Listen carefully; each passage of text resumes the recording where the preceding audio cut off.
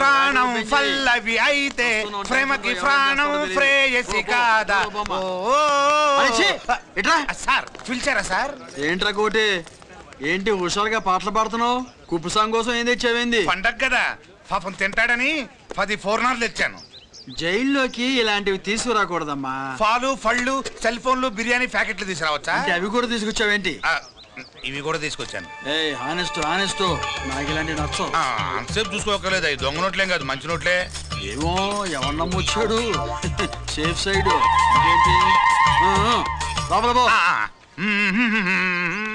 నువ్వేం తెచ్చావు ఫాఫా? చిచి, ఏరియా అంతా పాడు చేశాడు. నువ్వేం తెచ్చావు? నేనేం తెచ్చానో నువ్వు చూడలేవుగా. అలా చూడకూడని వాటిని జైల్లోకి తీసుకురాకూడదమ్మా. రూల్స్ ఒప్పుకోవు. నేను ఇచ్చేదానికి మా నాన్న ఒప్పుకోడు. అంటే అర్థం కాలేదా? నేను తెచ్చింది మా బావ మీద ప్రేమ. అబ్బో, లోపలికెళ్ళి కురిపించుకో. అలాగే ఇలాగే ఫదవే వయ్యారి గాలి ఫటమా పైకి పక్షిలాగా ఎగిరిపోయి పక్క చూపు చూసుకుంటూ తిరిగి. బాంబులా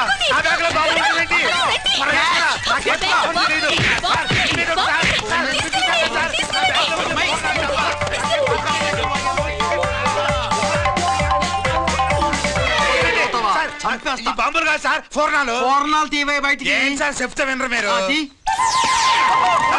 మీరెక్కడ పోలీసులు అండి బాబు, ఫోర్నాలు చూసి పారిపోతున్నారు. ఫోర్నాలు ఎక్కడైనా పేలితే ఏంటండి? అయిపోయాడు.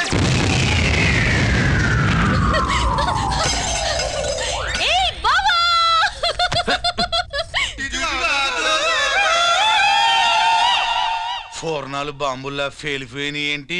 వాడిని కస్టడీలో తీసుకోండి. అలాగే సార్. పయనించే ఓ చిలుక పారిపో.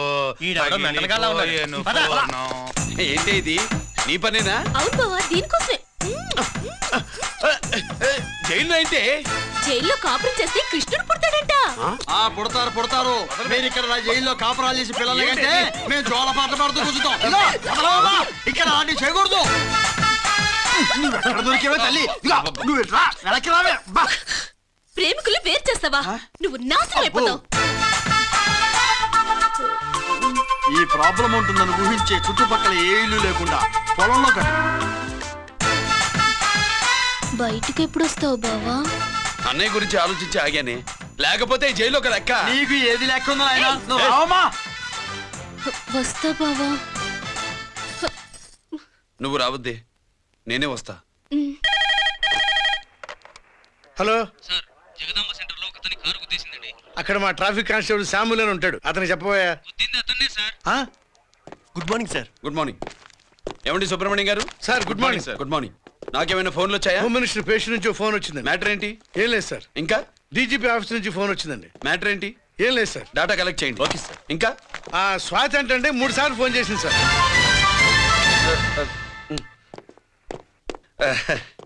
అందరి ముందు చెప్తారేంటి? ఇప్పుడు చెప్పండి.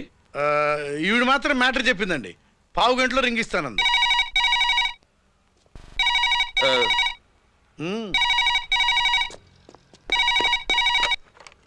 హలో. హాయ్ రంజిత్, నేను స్వాతిని. హాయ్ స్వాతి, ఎక్కడి నుంచి? హైదరాబాద్ నుంచి. మొన్న మా మమ్మీ నేను మీ ఊరు వచ్చాం. మరి కలవలేదే? ఎలా కలవమంటావు? అప్పుడు నువ్వు మీ తమ్ముడిని అరెస్ట్ చేసి తీసుకెళ్తున్నావు. ఆ టైంలో పలకరించడం బాగుండదని మమ్మీ తీసుకొచ్చేసింది. ఏం చేశాడు మీ తమ్ముడు? వాడి తప్పేం లేదు. నా మీద కోపంతో వాడిని ఇరికించారు. వారం రోజులు అంతా సాల్వ్ అవుతుంది. వాడు రిలీజ్ కాగానే నువ్వు మీ అమ్మతో మా ఇంటికి వచ్చినట్టు నేను మా అమ్మ నాన్నలతో మీ ఇంటికి వస్తా, ముహూర్తాలు పెట్టించడానికి.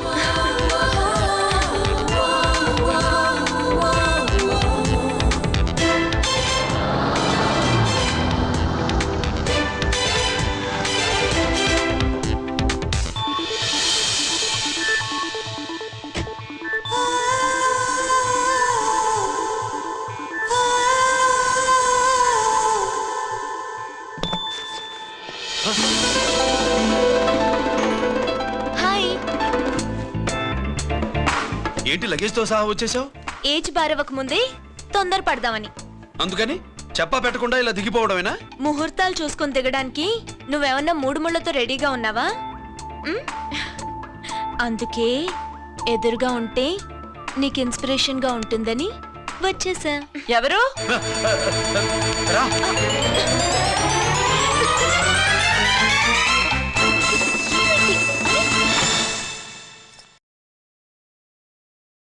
ఏంటి రాజేశ్వరి, ఎవరొచ్చారు? ఎవరో తెలీదండి, మాటలు వినిపిస్తున్నాయి. ఈ సూట్ కేసు ఉమ్, ఏంటి చాటుకు తీసుకొచ్చా? మీ నాన్నంటే అంత భయమా? చచ్చా, భయం కాదు, గౌరవం. అవును, మన సంగతి ఎప్పుడు చెప్తున్నావు? ఎక్కడి నుంచి మాటలు వినిపిస్తున్నాయి? అమ్మా తల్లి, నువ్వు వెళ్ళిపో, నీకు దండం పెడతా. అందమైన ఆడపిల్ల ఎదురుగా ఉంటే దండవా పెట్టేది? మరేం కావాలి? ఆ, ఇక్కడ ఆ,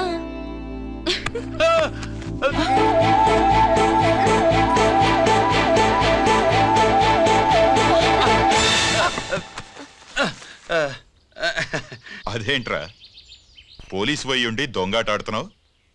ఎవరి అమ్మాయి? నాన్న, ఈ అమ్మాయి నా పేరు స్వాతి అండి. ఆ రోజు ఫంక్షన్ లో మావాడి మెళ్ళలో మాలేసింది నువ్వే కదూ? మాల కాదండి, మెడల్. ఆ, మెడలు వేస్తే వేసావు కానీ సూట్ కేసుతో వచ్చేసావేంటి? ఇక్కడ ఇంటర్వ్యూ ఉంటే వచ్చానండి. అలాగే మిమ్మల్ని చూడాలని ఇటు వచ్చాను. చూసావుగా, పద మరి. అది కాదు అంకుల్, ఉద్యోగం వచ్చేదాకా మా ఇంట్లో ఒకే ఒక ఉద్యోగం ఖాళీగా ఉందమ్మాయి. అది ఇంటి పెద్ద కోడలు ఉద్యోగం. చేస్తావా మరి? ఆ, లేషన్స్ కంగ్రాచులేషన్స్ బావా. అక్క సూపర్ గుంది. చాలా థ్యాంక్స్ అక్క. మా నాన్న పెద్దబావం చేసుకొని నస పెట్టి చంపేస్తున్నాడు. నువ్వు లైన్ లోకి వచ్చి నన్ను లూప్ లైన్ లో పెట్టావు. ఇంకా మా నాన్నకి బ్యాడ్ టైం మొదలైనట్టే.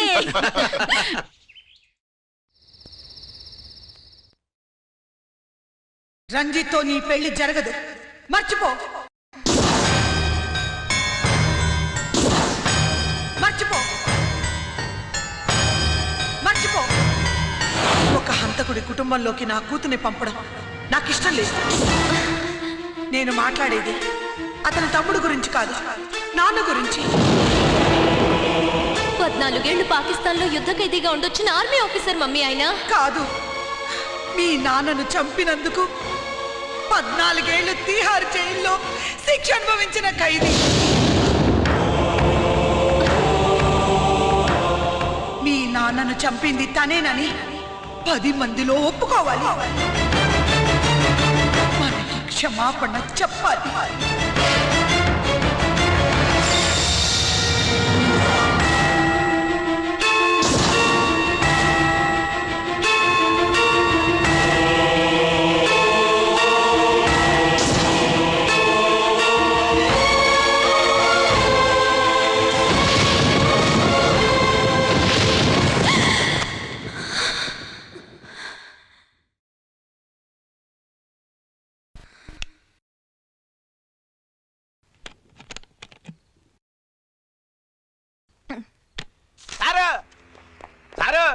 గుడివాడి కైలాసం గారి కొడుకు గారు తమను కలవడానికి వచ్చేసారు. కలవమంటారేంటి? వాడు వచ్చాడా, నువ్వు తీసుకొచ్చావా? నాకేం తెలుసు సార్. పోనీ వాళ్ళ నాన్న తెలుసా? అమ్మతో ఆడు కూడా తెలవచ్చు సార్. పేరు గోత్రం చెప్తుంటే తెలిసేమో అనుకున్నాలే. రమ్మను.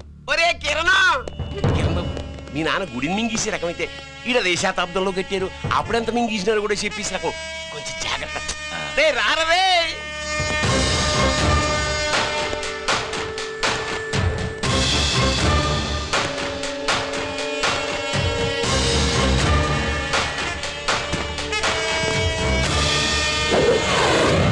ఏమిటిది?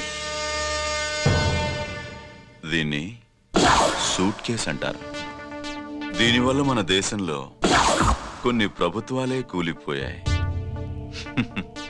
నువ్వంత గొప్ప పని చేయక్కర్లేదు. జైల్లో ఉన్న మా మామయ్య కుప్పస్వామి మీద కేసు లేకుండా తప్పిస్తే ఇందులో ఉన్న డబ్బంతా నీదే. బోనస్గా నీ తమ్ముడు నిర్దోషిగా విడుదలవడానికి మేం సహాయం చేస్తాం.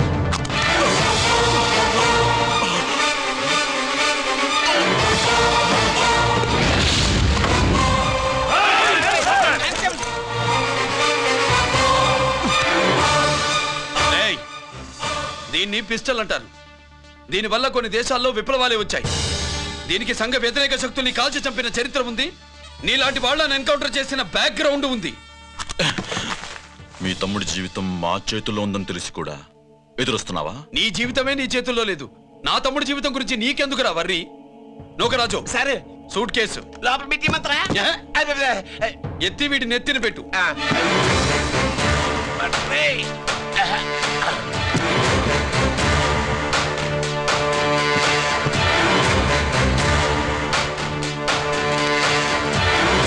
రేయ్, వెళ్ళి నీ బాబుకు చెప్పు, ఈ రంజిత్ కుమార్ లంచం తినడు, తిన్నది కక్కిస్తాడని.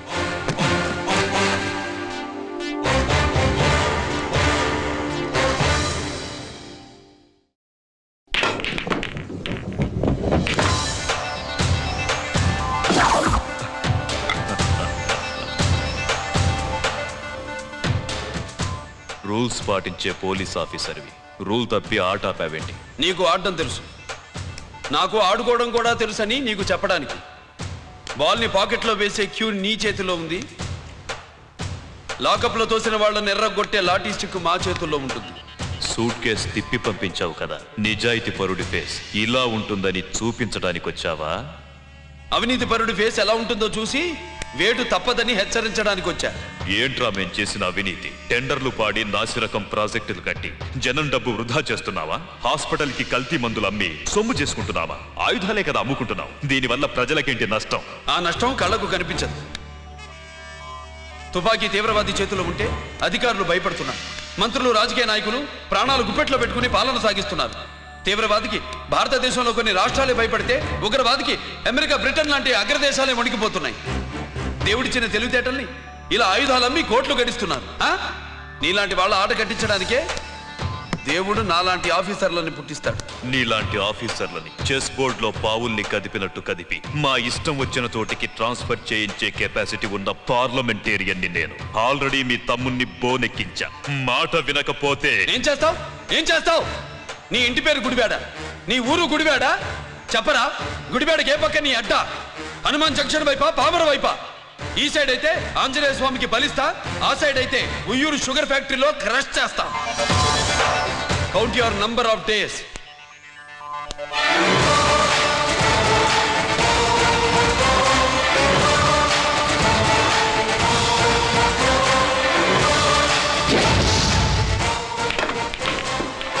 ఏమి సార్ వాడిది? అడ్డడ్డే వాడు మాట్లాడితేనే కొట్టినట్టుండది.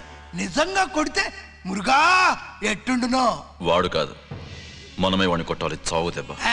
దవళ సులభం కాదప్పా. ఇదిగో వాడు కుప్పుస్వామి చేత రహస్యాలు చెప్పిస్తాడని నాకు పెరియ నమ్మకం.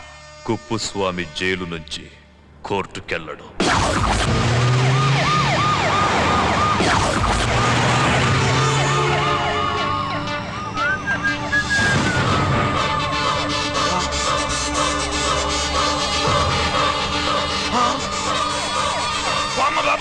Bomb bomb bomb.